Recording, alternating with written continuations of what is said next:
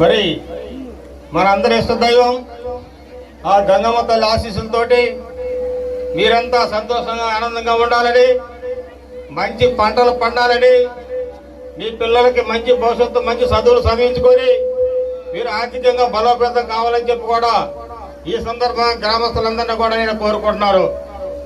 మరి గ్రామంలో అందరూ కూడా అన్నదమ్ములాగా కలిసిమెలిసి కష్టపడి పనిచేసి అభివృద్ధి సాధించాలని చెప్పి కూడా ఈ సందర్భంగా నేను తెలియజేసుకుంటున్నాను.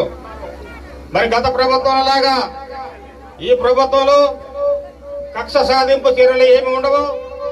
అందరూ ప్రశాంతంగా ఉండండి. ఎవరిదోళ్ళు ఒకరితో ఎవరు పోవాల్సిన అవసరం లేదు. మరి గత ప్రభుత్వం అధికారంలో 5 సంవత్సరాలు మరి ఈ గ్రామంలోనే అధికారాన్ని అడ్డం పెట్టుకొని తెలుగుదేశం పార్టీ కార్యకర్తలు ఎంతో మందిని హింసించి తప్పుడు కేసులు పెట్టి ఇబ్బంది పెట్టిన ఘనత ఈ గ్రామంలో ఉండే నాయకులకు ఉంది.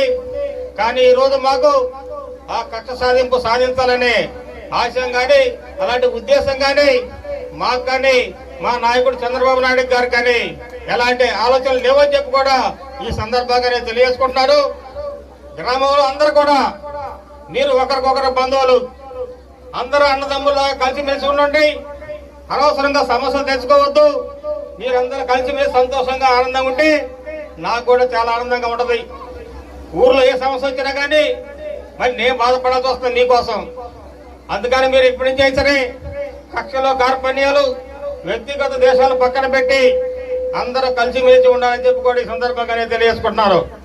మరి రాబోయే రోజుల్లో ప్రభుత్వం అందించే సంక్షేమ కార్యక్రమాలు అర్హులైన ప్రతి ఒక్కరికి కూడా రూపాయి ఖర్చు లేకుండా మేము ఉచితంగానే మీకు అందిస్తామని చెప్పి కూడా ఈ సందర్భంగా నేను మీకు తెలియజేసుకుంటున్నాను.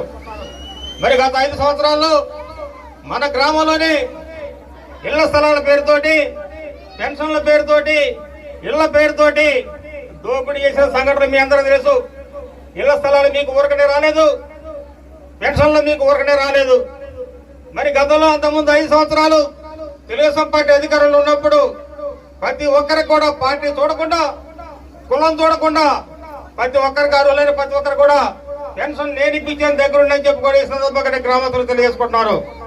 మరి గత 5 సంవత్సరాల్లో పరిపాలన ఏ విధంగా ఉంది? మన గ్రామంలో ఏమైనా అభివృద్ధి జరిగిందా? మరి అంతకుముందు మన గవర్నమెంట్ ఉన్నప్పుడు ఎంత అభివృద్ధి చేశామో ఒకసారి గుర్తు చేసుకోండి. గ్రామంలో ఉన్న సమస్యలు మొత్తాన్ని పరిష్కరించారు. ఎవరు నన్ను వచ్చి అది కావాలి ఇది కానీ అడగల. నా సొంత ఊరు కాబట్టి ఉన్న సమస్యలు నాకు తెలుసు కాబట్టి ఊరంతా సిమెంట్ రోడ్లు వేయించాం. త్రాగునీటి సమస్య లేకుండా బోర్లు వేయించాం. ఊర్లో సత్రాన్ని బాగా చేయించాం. మన అందరికీ ఇష్టదైవం గంగమ్మ గుడి కూడా నిర్మాణాన్ని పూర్తి చేసినాం. మరి ఇన్ని అభివృద్ధి కార్యక్రమాలు చేపట్టిన ఆ ప్రభుత్వానికి మీరు అండదండలు అందించారా?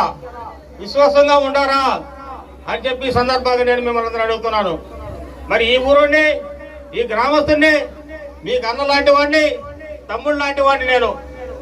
మరి నేను చేసే సహాయానికి, మన గ్రామాలు చేసిన అభివృద్ధికి మీరు నాకు ప్రతిఫలంగా ఏమిచ్చారో ఒకసారి మీరు ఆలోచించండి. రాబోయే రోజుల్లో అలాంటి తప్పు చేయకుండా తప్పు సరిదిద్దుకొని ఏ పార్టీ ఏ ప్రభుత్వం అధికారంలో ఉంటే మనకు లబ్ధి చేకూరింది, ఏ ప్రభుత్వంలో మన గ్రామం అభివృద్ధి చెందామో ఒక్కసారి ఆలోచించుకొని రాబోయే రోజుల్లో మీరు మాకు మద్దతుగా ఉంటారని చెప్పుకోండి ఈ సందర్భంగా మీకు తెలియజేసుకుంటున్నాను. మరి రాబోయే రోజుల్లో మీకు పెన్షన్లు కానీ, ఇళ్ల స్థలాలు కానీ, ఇళ్లు కానీ రూపాయి ఖర్చు లేకుండా, ఎవరు కూడా తెలుగుదేశం పార్టీ నాయకుడు రూపాయలు తీసుకోకుండా మీకు ఉచితంగానే అందజేస్తామని చెప్పుకోండి ఈ సందర్భంగా తెలియజేసుకుంటున్నాను. అర్హులైన ప్రతి ఒక్కరికి కూడా ఇస్తాం. అర్హులు కాని వారు ఎవరు ఉంటే దానికి ప్రభుత్వం చూసుకుంటుంది ఏం చేయాలనేది. మా ప్రభుత్వానికి కూడా కక్ష సాధింపు చేయాలనే ఆలోచన లేదు. చంద్రబాబు నాయుడు గారు ఒకటే చెప్తున్నాడు, కేవలం అభివృద్ధి మన ధ్యేయం, నిరుద్యోగ ఉద్యోగం కోసం కల్పించడమే మన ధ్యేయం అని చెప్పి కూడా ఈ సందర్భంగా మనం తెలియజేసుకుంటున్నాం. మరి ఎన్నికలకు ముందు కూటమి ప్రభుత్వం చెప్పిన సూపర్ 6 పథకాలు ఇప్పటికే మరి ఎక్కువ సంఖ్య అమలు చేసిన ఘనత, ఇచ్చిన మాటకి కట్టుబడి మడం తిప్పకుండా, మాట తప్పకుండా మరి ఇచ్చిన ప్రభుత్వ అధికారులకు వచ్చిన వెంటనే 3,000 రూపాయలు అంటే పెన్షన్ ని 4,000 రూపాయలు చేసిన ఘనత మన చంద్రబాబు నాయుడు ముఖ్యమంత్రి గారిది. అలాగే మరి 3,000 ఉండే పెన్షన్ ని వికలాంగులకు 6,000 రూపాయలు చేశాం. మరి ఈ రోజు ఆకలితో ఉన్న పేదవారికి 5 రూపాయలకి అన్న క్యాంటీన్ ద్వారా మాచర్లో అన్నం కూడా పెడుతున్నాం. మరి అలాగే రేపు ఆగస్టు 15వ తారీఖు నుంచి మహిళలందరూ కూడా ఆర్టీసీ బస్సులో ఉచితంగా ప్రయాణ సౌకర్యం కూడా కల్పించబోతున్నారని చెప్పి ఈ సందర్భంగా మీరు తెలియజేసుకుంటున్నారు. మరి అలాగే మరి ఇప్పటికే మరి మన గ్రామంలో కూడా ఉచితంగా గ్యాస్ సిలిండర్లు వచ్చే ఉంటాయి. సిలిండర్లు వచ్చినాయమ్మా, తీసుకున్నారా? ఓకే. ఇక రాబోయే రోజుల్లో 3 సిలిండర్లు కూడా ముందుగానే మీ ఖాతాలో డబ్బులు వేస్తుంది ప్రభుత్వం చెప్పి కూడా ఈ సందర్భంగా మీరు తెలియజేసుకుంటున్నారు. ఇంకా 2-3 మాసాల్లోనే ఆగస్టు 15 నుంచి మహిళలందరూ కూడా బస్సులో ఉచితంగా ప్రయాణ సౌకర్యం కల్పిస్తున్నాం.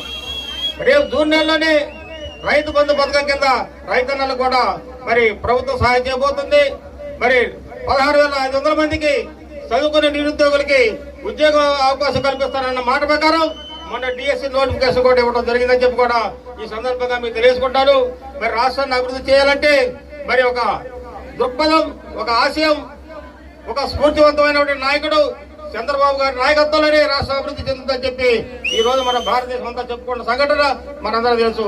ఇప్పటికే మరి రాష్ట్రంలో పరిశ్రమలు లేక గత 5 సంవత్సరాల్లో కూడా రాష్ట్రాన్ని అప్పులమయం చేసి అప్పులు కుప్పలా చేసి ప్రభుత్వ ఆస్తుల్ని మన ఆస్తులు కూడా తనఖా పెట్టిపోయిన ప్రభుత్వం వైఎస్ఆర్ ప్రభుత్వం. మరి ఈ రోజు మన రాష్ట్ర అప్పులు గతంలో తెలుగు